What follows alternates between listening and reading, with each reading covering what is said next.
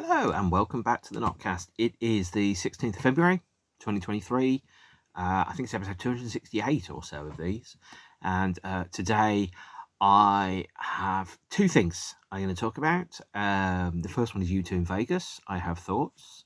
And the second one is I was asked why my favourite U2 album isn't The Joshua Tree and is instead something else, which I will talk about.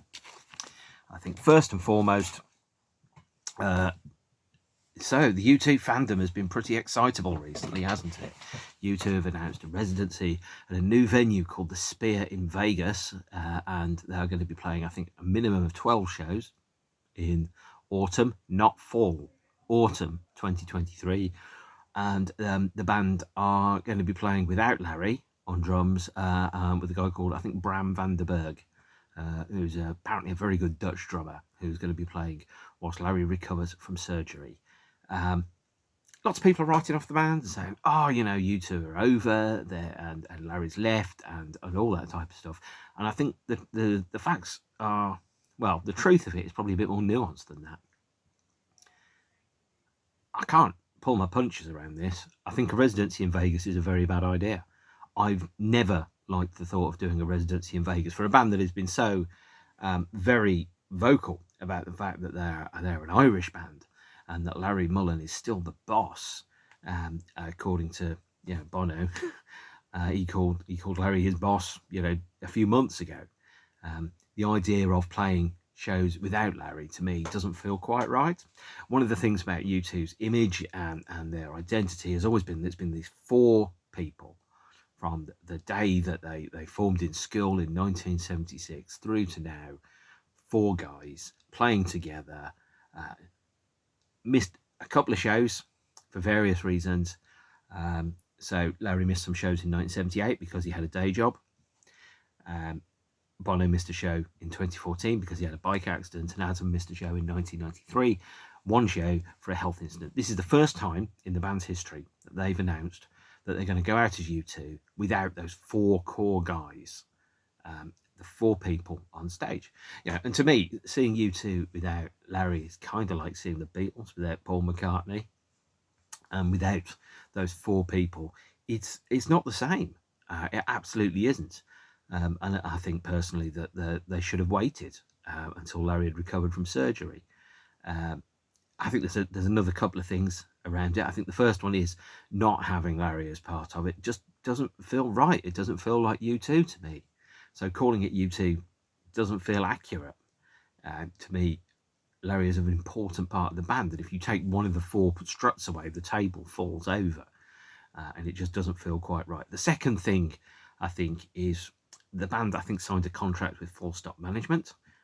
And undoubtedly, as part of signing a contract for it, they made a commitment to a certain amount of live dates and a certain number of tickets and a certain amount of revenue being generated.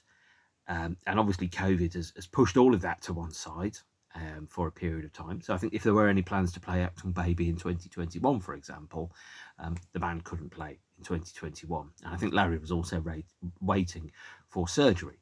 All things being equal, that surgery would have happened a long time ago. Obviously, COVID impacted upon that.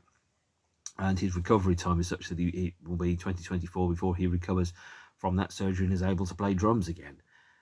It just feels to me that the band should have waited, really. I know that there's an ego element of it, that being chosen to open this new revolutionary venue in Vegas is undoubtedly good for the ego and the bank balance. Probably the management contract that they signed, they suddenly realised, we need to play a certain number of shows and we need to sell a certain amount of tickets by a certain date, and we might need to go out without Larry. But I don't want U2 to go out and play as a contractual commitment. I want them to do it because they want to do it, because they like doing it. And certainly, in my perspective, when you've got that much money in the bank, if you're doing things for money, you're doing them for the wrong reasons.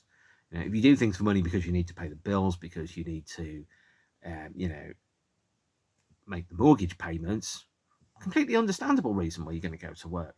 But at that point in a band's career, with the amount of money that has undoubtedly passed through the band's hands over the past 4 decades,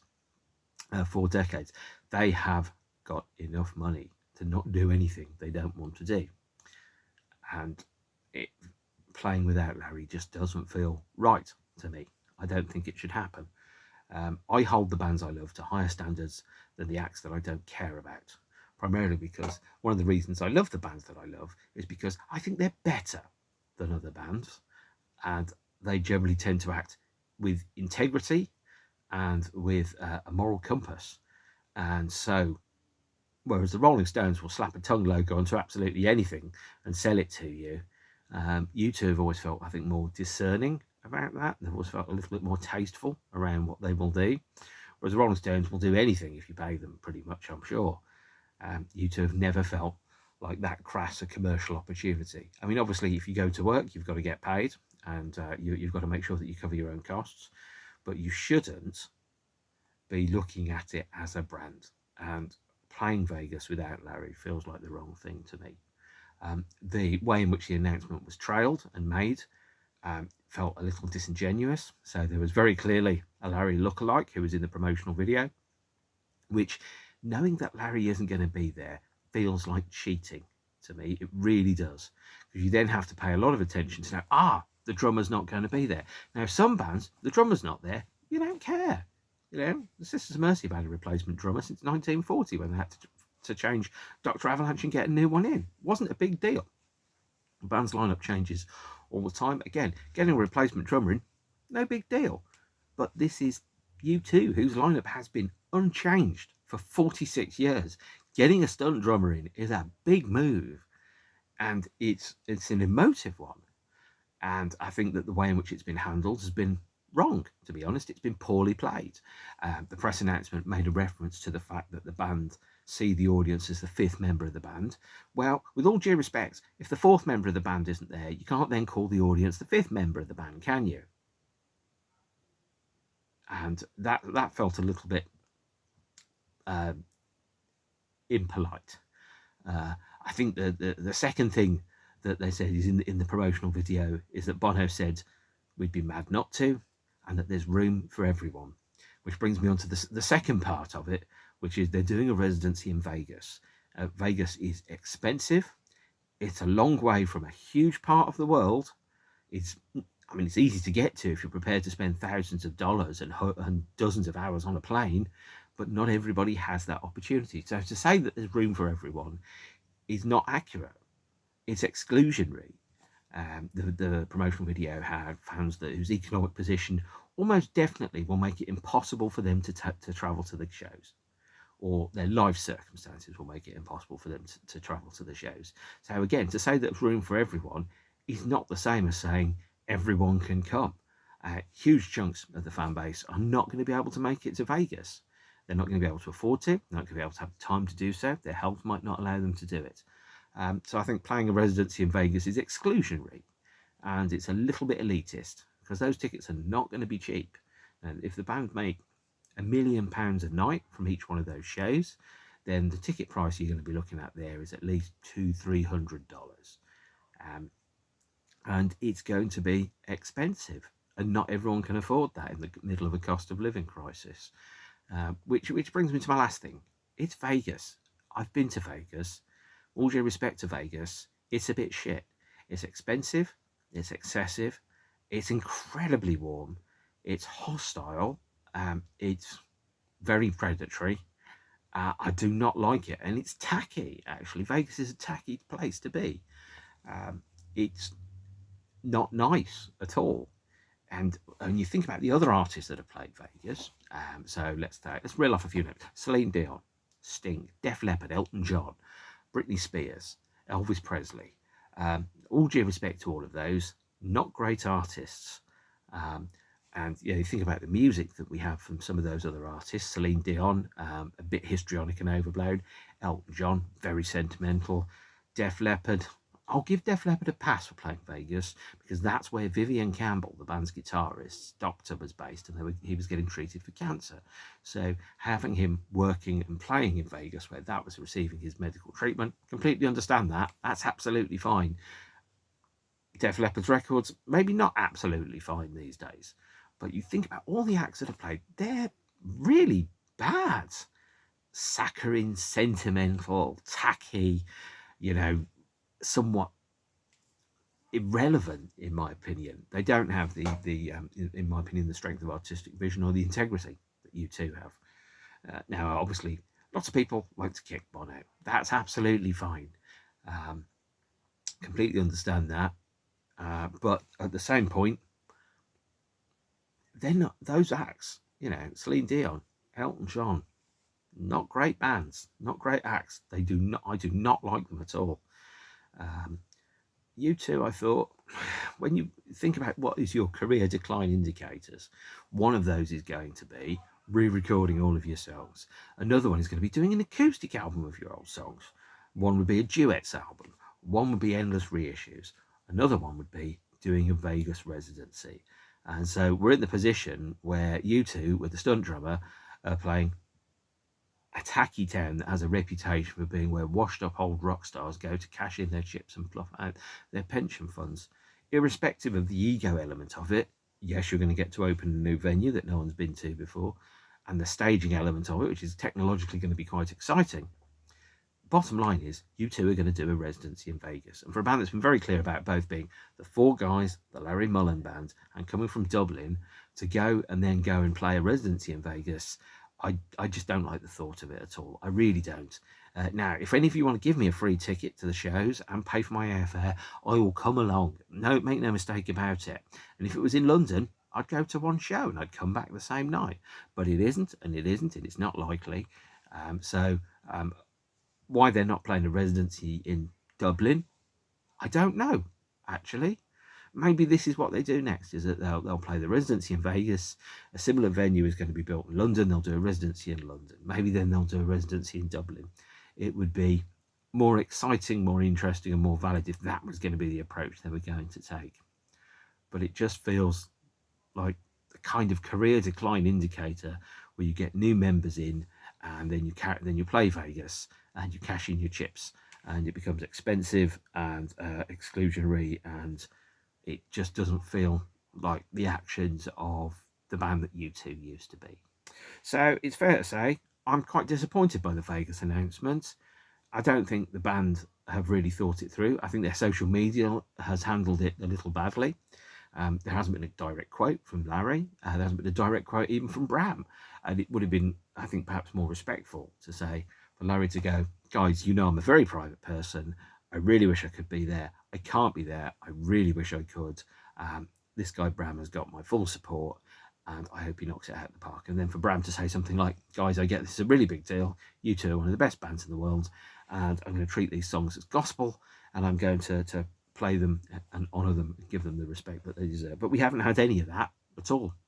And it feels that normally the band would go into interview overdrive, they'd go and do questions, but they're avoiding that at the moment, because one of the first questions would be, are you doing Vegas for contractual commitments, and why are you doing it without Larry, and does Larry support it?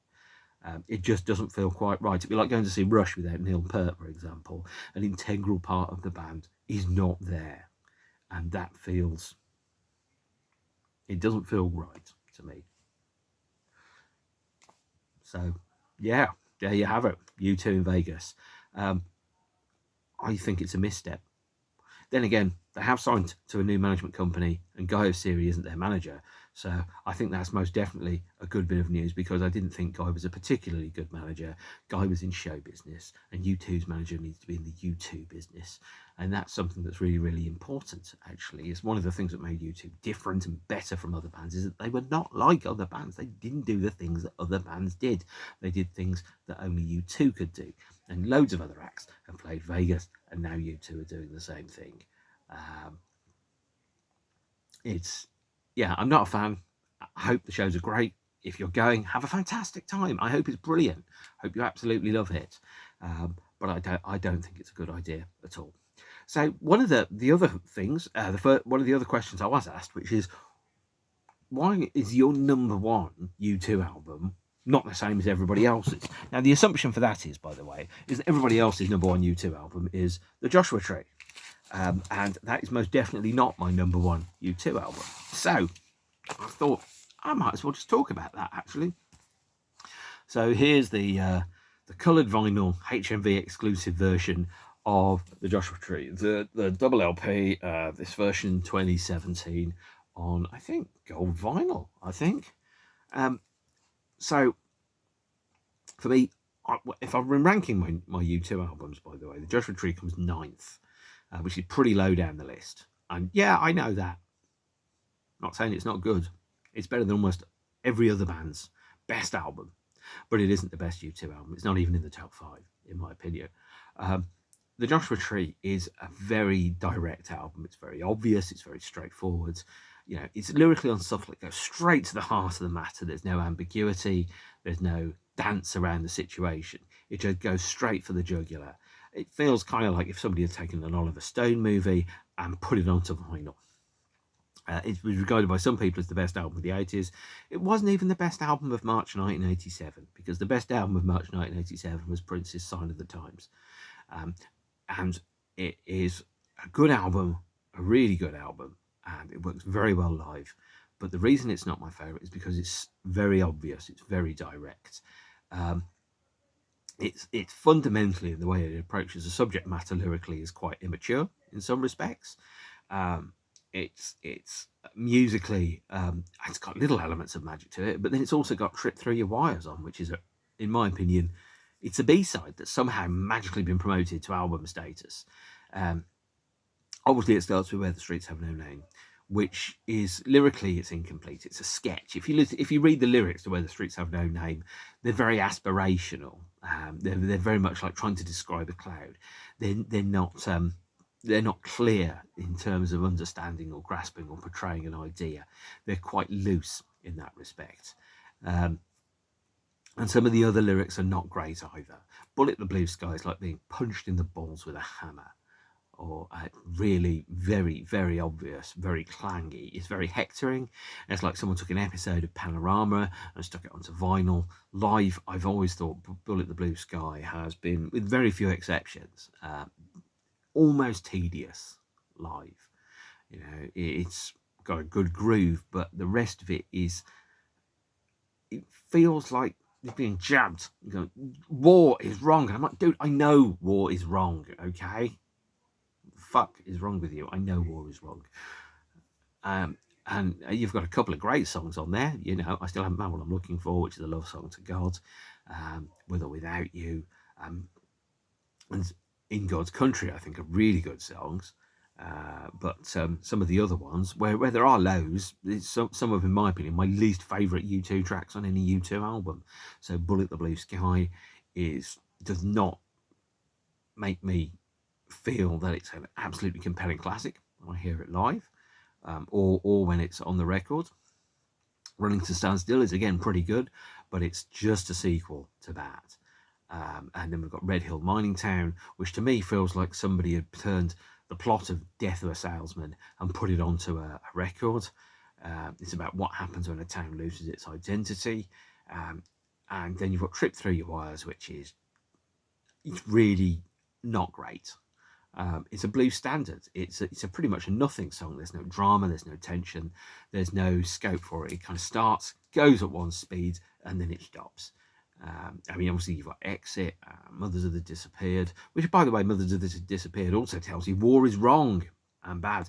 But the whole thing, to me, it's not even the best LP that U2 had made to date, because the best LP U2 had made to date by the time this came out was The Unforgettable Fire. And the Joshua Tree felt like it had one eye somewhat cynically on the American charts and the American arenas. And it's got, 4 or 5 songs that would be what Quincy Jones calls house music that makes you so rich you can buy a house. And those are Where the Streets Have No Name, I Still Haven't Found What I'm Looking For, With or Without You, and In God's Country. Very good tracks, but they are very obvious. They are very direct. There's very little subtlety in parts of those songs. With or Without You is easily the most subtle of those songs. But the other ones are almost custom made to be played on an FM radio in 1987. And U2 going, we're going to conquer America with this one. This one's going to do it. We're going to get big houses and mansions on the hill as a result of it. So Joshua Tree is a very, I think it's not a criticism to say it's a very American album. I think it's a reality in so much as it's all text, no subtext. It's all there on the surface. It's all very, very obvious. It's all very straightforward. And that means that the album doesn't have a huge amount of mystery to me.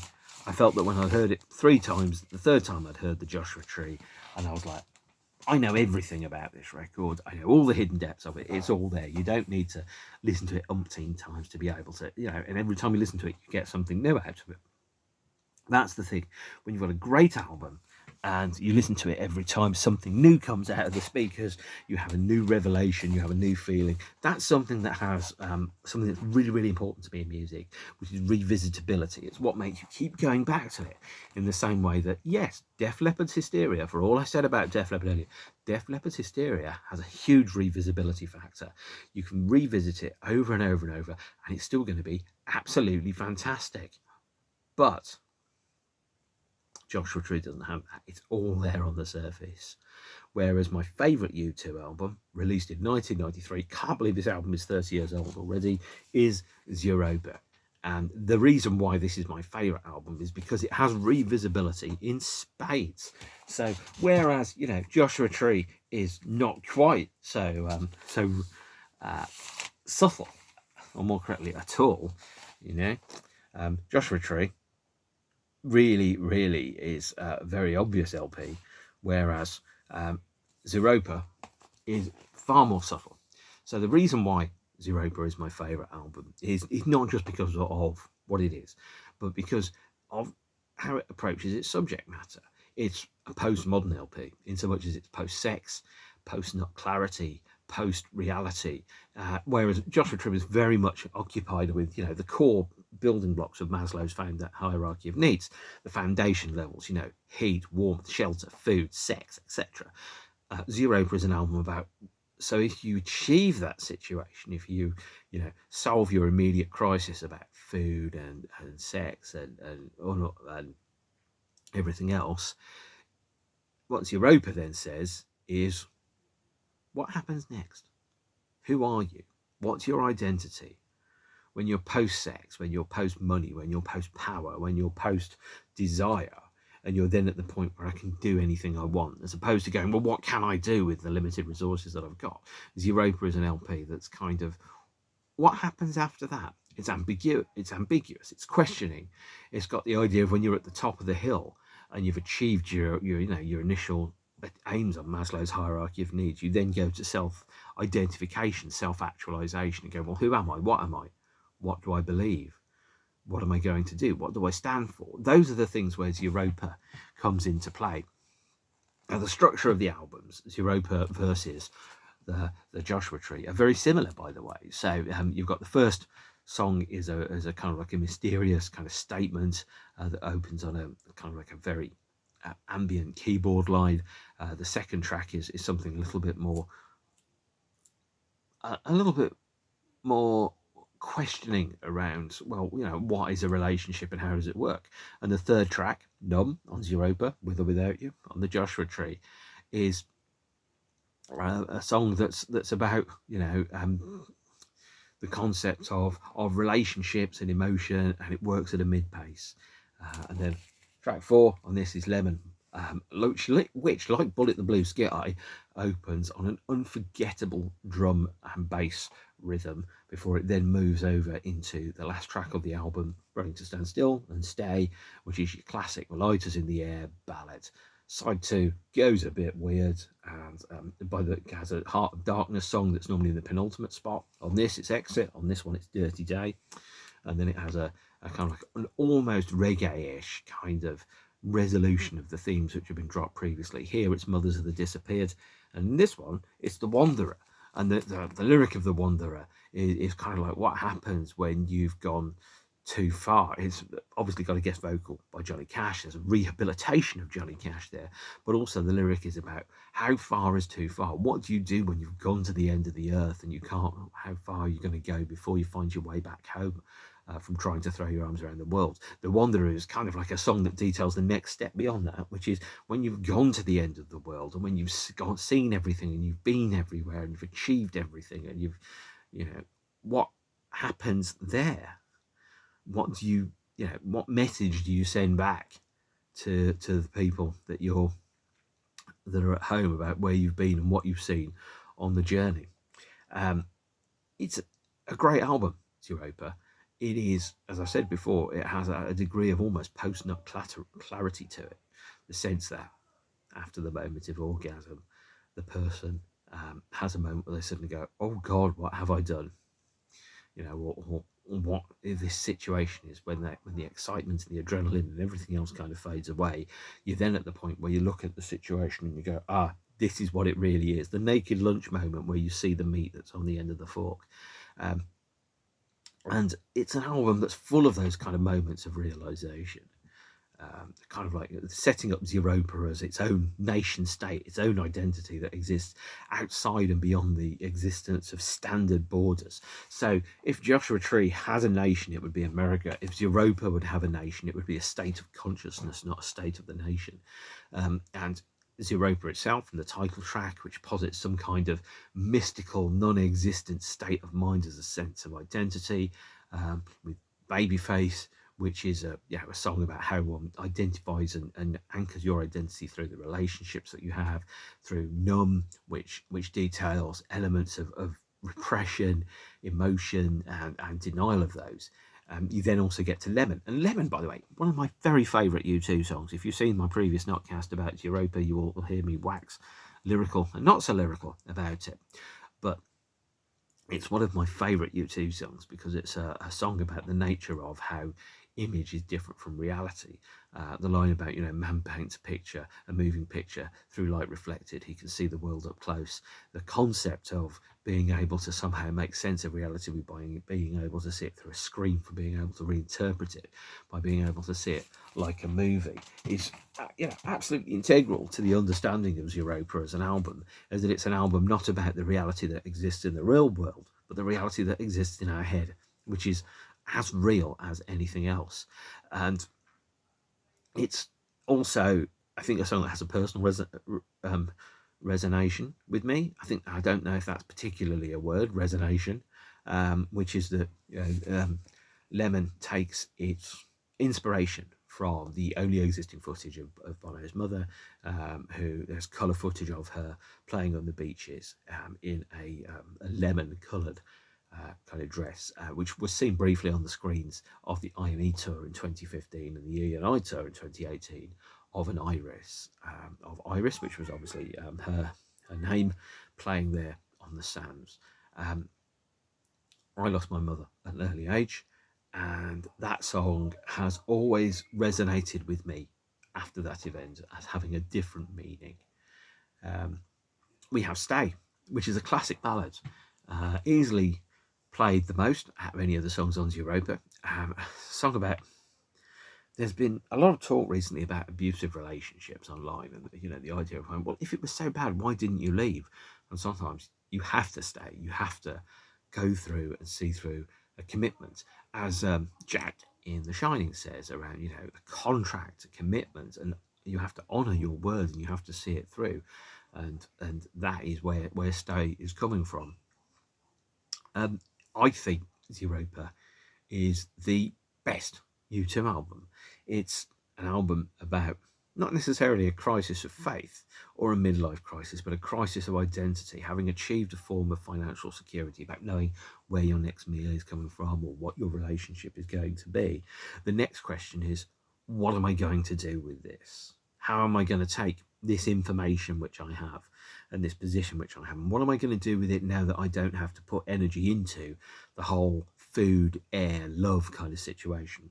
This is where Zooropa, I think, is far better than the Joshua Tree. The Joshua Tree is very outward looking, it's very, very external, and it's very much around the state of the world around it, whereas Zooropa is around the state inside someone's head. That's where the interesting stuff lives, when you've got food, sex, and money as the basic drivers.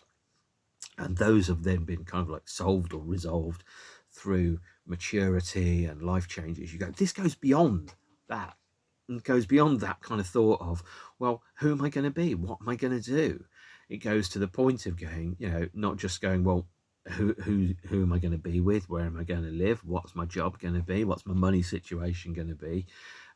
Because all those type of things, which are absolutely essential to survival, are the things that are put in front of us to keep us tired, and so that we don't think about the structural nature of the society in which we live in. And once you start to solve those type of issues, humans are then able to then start to look at certain things like the structure of society, the nature of society, the power relationships that you have within there, and to be able to kind of understand and go, is this the power dynamic that I want to be? Is this financial? Does this system work for me? Who am I going to be? What am I going to stand for? As opposed to what am I going to eat and who am I going to love? That's why Zooropa is my favourite U2 LP. And because it is, in my opinion, an album that asks the big questions and not the little questions. You know, not the questions around food and sex and money.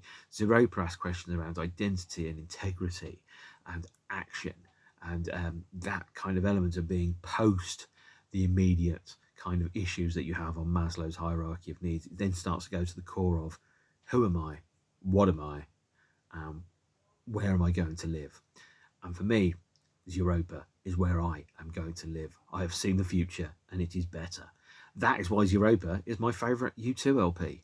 And that's why I've got this t-shirt on, as opposed to a Joshua Tree t-shirt. I think Zooropa is absolutely where it is. The best art in the world will be able to help us or to enlighten us to see the world in ways we could never see it before. And whereas the Joshua Tree helped us see the world in a different way, Zooropa helps us see the world through different eyes, and therefore changes not what we see, but how we see. Or, if you want to think about it a different way, how we hear. What do you want? As the quote goes at the beginning of the Zooropa title track. To see and touch and to taste too much and to go as far as a man can go. That's where you want to be with Zooropa. It's my favourite, absolutely my favourite U2 album. It's one of my very favourite albums of all time, and I don't think I'm ever going to change my mind. So if you're going to try and change my mind, it's not going to work. But there you are. Why would you bother? The world is full of fantastic albums, and I don't have all of them, but slowly and surely I am working on it.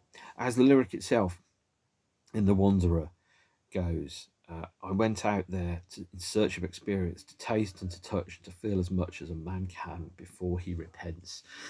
Zooropa is the sound of someone who has been to the end of their experience and is reporting back from the wilderness on the things that they have seen. And of course, as you grow older, you see more things, you experience more things, you become more able to understand what you're seeing. And as I said before, a few minutes ago, Zooropa doesn't help you, or doesn't change how you see the world. It changes the eyes that you see the world through. So there you go, half an hour on, well, firstly, U2 in Vegas, which I don't think is a good idea. And secondly, then, obviously, why Zooropa is my favourite U2 album. Now, hopefully, the television programme downstairs that I'm currently avoiding will have finished, and so I will wrap up here. Thank you for your interest, and I will hopefully see you soon. If you've recently come to this channel because of the Stone Roses video that I placed up, by the way, not all of it will be as good or as bad as that, and so most of you will probably be, having watching the Stone Roses at residency, going, oh my god, it's awful. You'll be quite pleased to hear that I will not regale you with my singing on this channel. I will instead leave that to professionals of varying degrees of competency and quality. Right, take care of yourselves and each other, stay beautiful, and I will see you all again soon. Bye-bye.